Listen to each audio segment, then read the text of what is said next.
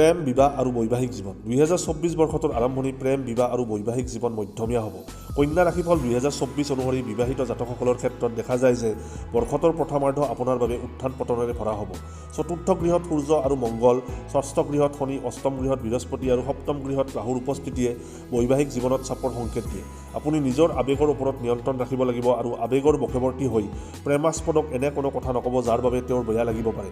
আপোনাৰ ৰাশিত গোটেই বৰ্ষজুৰি কেতু উপস্থিত থকাৰ বাবে আপোনাৰ স্বভাৱ কিছু অন্তৰ্মুখী হৈ পৰিব পাৰে। ইয়াৰ প্ৰভাৱৰ ফলস্বৰূপে আপোনাৰ প্ৰেমাস্পদে আপোনাক বুজি পোৱাৰ সমস্যাৰ সন্মুখীন হ'ব পাৰে। কিন্তু বৰ্ষটোৰ অন্তিম 3 মাহত আপোনাৰ প্ৰেমৰ সম্পৰ্কই এক নতুন গতিপথ লাভ কৰিব।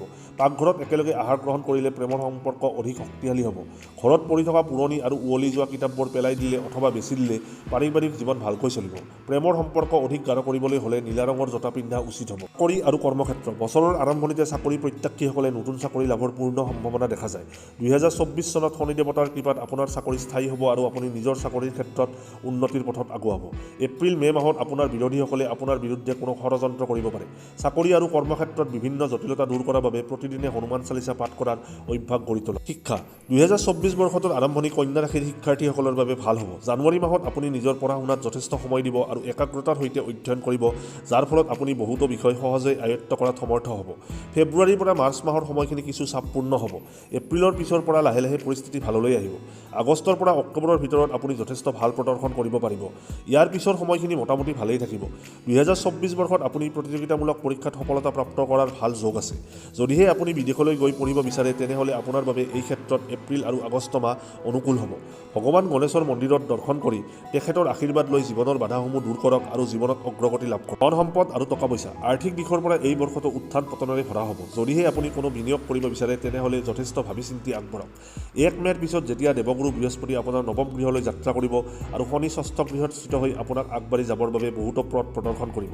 শুক্ৰবাৰে মা লক্ষ্মীক আৰাধনা কৰিলে ধন সঞ্চয়ৰ পথ মুকলি হোৱাৰ লগতে নতুন আয়ৰ স্ৰোত খোল খাব। জুলাই মাহত নতুন গাড়ী ক্ৰয় কৰাৰ যোগ আছে।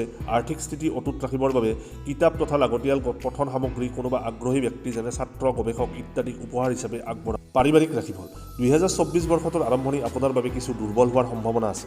বৰ্ষটোৰ আৰম্ভণিতে মংগল আৰু সূৰ্য আপোনাৰ চতুৰ্থ গৃহত বিৰাজমান হৈ পৰিয়ালৰ সদস্যসকলৰ মাজত উগ্ৰতা বৃদ্ধি কৰিব পাৰে, যাৰ ফলত পৰিয়ালৰ সদস্যসকলৰ মাজত যুক্তিতৰ্ক বা চাপ বৃদ্ধি হোৱাৰ সম্ভাৱনা দেখা যায়।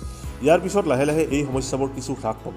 আৰম্ভণিৰ মাহকেইটাত আপুনি নিজৰ মাতৃৰ স্বাস্থ্যৰ প্ৰতি বিশেষ মনোযোগ দিব লাগিব।